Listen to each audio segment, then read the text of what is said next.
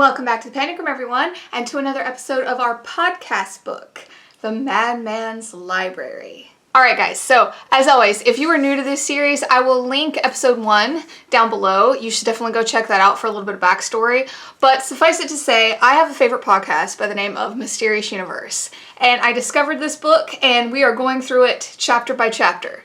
So let's go. So today's chapter is called Works of the Supernatural. So for all my paranormal people, this one's for you. Okay, so first off, I have to show you the very first illustration in this chapter because I laughed so hard. Do you guys know that meme, like SpongeBob's getting up and he's like, all right, I'm gonna head out? Just look, think of that meme and look. I'm gonna head out. Alright, so our chapter opens talking about like how religious texts have been used in like a supernatural sense. And a lot of these I don't feel like are going to be a huge surprise to any of you. For example, things like making tea out of Bible pages, It mentions also other cultures, like in West Africa, back in the day, the Quran was used, to make various types of ointment for different sorts of illness. Then our author starts talking about the Egyptians. Now, I don't know about you, did you guys have like an Egyptian phase? I did. I totally did. So of course, I've heard of the Egyptian Book of the Dead. I mean, come on. If you've seen Brendan Fraser and the Mummy, you've heard of the Egyptian Book of the Dead. But have you all heard of the cannibal hymn? Okay, so let me read you about the cannibal hymn because tell me, how awesome is that name? Right? Okay, so this actually came out before the famed Book of the Dead. The cannibal hymn is comprised of 2 spells known as the utterances 273 and 274.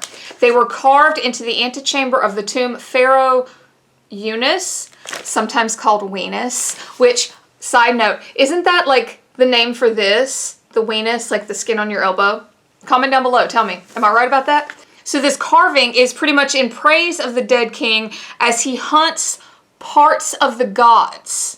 Okay, so essentially what we have here is like kind of a poem talking about how this king goes across the spiritual landscape because you guys know the Egyptians were all about some afterlife, right? So it's talking about how like this king goes across this landscape of the dead, hunting all these gods and devouring their body parts. Yeah, pretty awesome, huh? Okay, so then our book kind of takes this turn into how like magic and science sort of collided back in the day because, you've heard that whole thing about how like science was really just magic that was proven over time. So a lot of these grimoires, which is a term apparently coined kind of after Christianity took hold, a lot of these grimoires were really like towing the line here. They were really a gray area because a lot of times these people didn't know what is magic, like what's against their religion and what is actually science, which I thought was fascinating. I thought that was really cool. And of course we also have like a lot of the allegations about people using magical text, like kind of like the whole witch panic. People being accused of using magic when they shouldn't be and yada yada. So there is a note in here about 2 popes that had this leveled at them.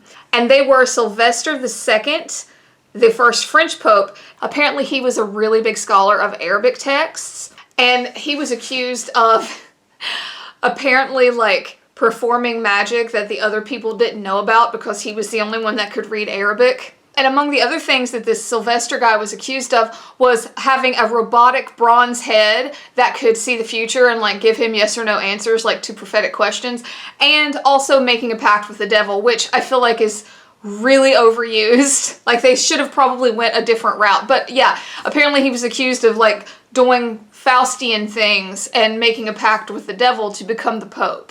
Oh, and also it says that the mathematician John Napier, which I feel like I've heard of before, math was never my strong suit, apparently he has said like some 20 odd Catholic popes were necromancers, and like there's really no founding for this. It's just a matter of, hey, they read the wrong book, which I thought was kind of interesting. Oh, and so they actually have an illustration of Sylvester talking to the devil. Check this out. Look at that. That's him talking to the devil. Look at those little faces all over him. What a cool little rendition. Yeah? So, you know, I got this feeling that apparently it was sort of a political deal back then. Like, if they didn't like you or they didn't like your ruling or what have you, they just would be like, hey, I heard they read this book.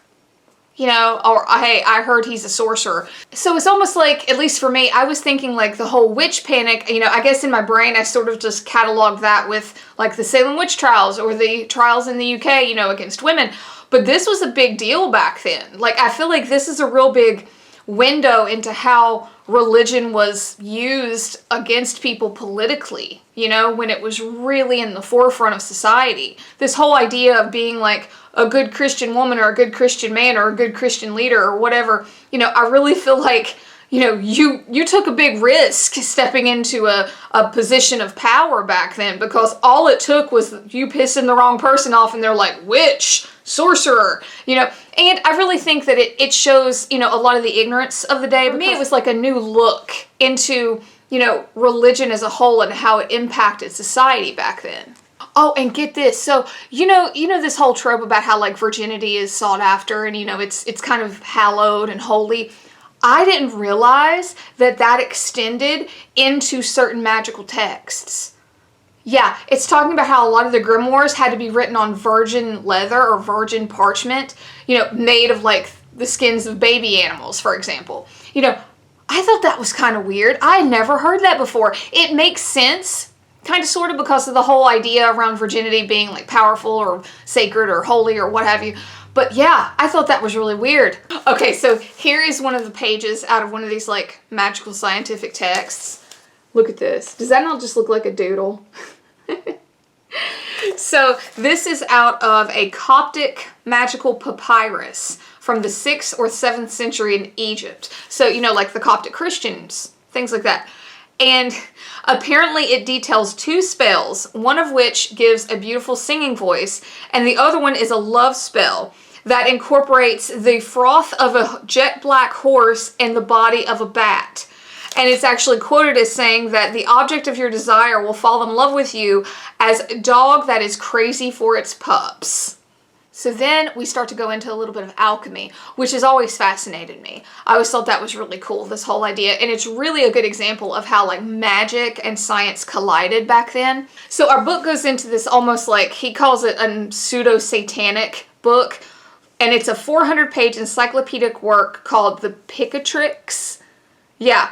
Originally written in Arabic under the title, and I'm not even going to attempt the Arabic saying, it translated into the aim of the sage. So they estimate that the Pikatrix actually came about around the first half of the 10th century, so it's a pretty damn old book. So within this, you have an Elizabethan astrologer and physician who kept very detailed records of some of his patients' ailments. Allow me to read you some of the ailments that are chronicled in this book. So one of this man's patients had been thrust with a rapier in his privy parts. Another one was a woman who had suckled puppies and evil spirits. Yeah. And then yet another is a man who was possessed and shouted, "Kiss mine arse," at every passerby. So our Elizabethan astrologer slash physician says that he used magical works to consult with the angels for advice. And he has documented his treatments for these people, including the use of pigeon slippers. Get that visual. Pigeon slippers. It's exactly what you think. All right. Which involves the cutting open of the birds and attaching them to the feet of the patients. Get that visual. Can you imagine? Can you imagine? Like, I don't even give a shit what's wrong with you. If you went to the doctor and they were like, hey, let's shove your feet in these birds. I have to tell you guys this little side story. There's not a whole lot about this, but this one little line made me laugh. Because you guys know that our author of the Madman's Library writes this in a very entertaining way. So he's talking about this book called the Moron. And it was falsely attributed to an Italian astrologer by the name of Pietro d'Abano back in like the late 12th, early 13th century, who was a professor of medicine at the University of Padua. And he notes, just as a complete side, that this particular professor was such a passionate hater of milk that he would violently throw up at the sight of anyone drinking it. So then our author actually makes a really cool point that I hadn't thought of. Tell me down below if you guys have thought of this. So a lot of times, many of these grimoires or these religious pseudo-magical texts, whatever, that were dismissed by the ruling religion of the day or the ruling science of the day have been noted, you know, in these other texts that were put out to refute them. And that's really the only way we even know that they existed because, you know, obviously they were destroyed. And he goes into one of those, like apparently the Hater of Milk book, the Heptameron was noted in a book called the Pseudomonarchae Daemononium, or the False Monarchy of Demons, which is a list of the demons of hell, or the monarchy of hell. Now, you might be asking yourself, how the hell did this person know this? Spoiler, he didn't. So the guy who wrote this whole Monarchy of Hell criticized our Milk Haters book, but then subsequently, because turnabout fair play, the Protestant and Catholic religions kind of kicked him out because they didn't like what he said in his book about hell either. So it kind of like blew up in his face because here he was criticizing this other dude's book in his book, and then the church hated him too. So, I mean, I guess that just goes to show you don't want to hate on other people because you never know what the future holds. So then we get a little notation about this book called the Grand Grimoire. And apparently this grimoire is a book that tells the reader how to summon the Prime Minister of Hell, who goes by Lucifuge Rofacal. The manuscript is said to be adapted from writings by the probably mythical medieval character Honorius of Thebes, who many claimed had written the grimoire while possessed by the devil. And apparently in this book, it not only tells you how to call on the Prime Minister of Hell, it also details how all of the popes leading up to that point have been won over by Satan. No political intrigue there at all, I'm sure. So keeping with this book, The Grand Grimoire, apparently in 1750 there was a chant that you could hear from, like, I guess the religious people of the day, or maybe the Satanists of the day, who knows, calling for this guy, for this Prime Minister of Hell. And he puts it in the book. Allow me. Great call to Lucifuge, Emperor Lucifer, master of all the rebel spirits. I beg you to favor me in the call that I'm making to your Grand Minister, Lucifuge Rofacal, desiring to make a pact with him. So if you ever find yourself in need of the Prime Minister of Hell, there you go. So this chapter kind of wraps up with kind of an overview of grimoires of the day. It does note a couple more examples, and largely our author uses these to kind of show the reader how they were kind of used to trick people back in the day. You know, as we've said ad nauseum in this series, humanity doesn't change. And so many of these grimoires were actually like kind of tweaked to make them look or appear older than what they were, because even back then, you know, something that was aged or had a number of years behind it lent a little bit more of validity, I guess, to the work. And, you know, the author kind of goes into a few of these examples, one of which was this little guy. This was supposedly a pact signed by Lucifer and a French Catholic priest in 1634. And this was done after the priest was recording his chants, or, you know, his ritual of summoning the spirits in order to possess a bunch of nuns in his convent. So the pact is written in backwards Latin and signed by Lucifer and his demons, which was later published as proof of this in this particular grimoire. Take a look. I'm assuming that maybe, like, I don't know, I'm thinking maybe this might be Lucifer's signature, or maybe this one down here. I mean, who knows? There's like a bunch of them here. But yeah, so I feel like this is just really more of what we've talked about how humanity really doesn't change. You know, we've been trying to get one over on each other since time immortal. All right, and sticking with the devil theme, apparently in Hertfordshire in 1678, there was a pamphlet put out because there was a farmer that said apparently he had like contracted with this guy to mow his field. And I guess he didn't want to pay the guy, so he accused the guy of getting the devil to mow the yard.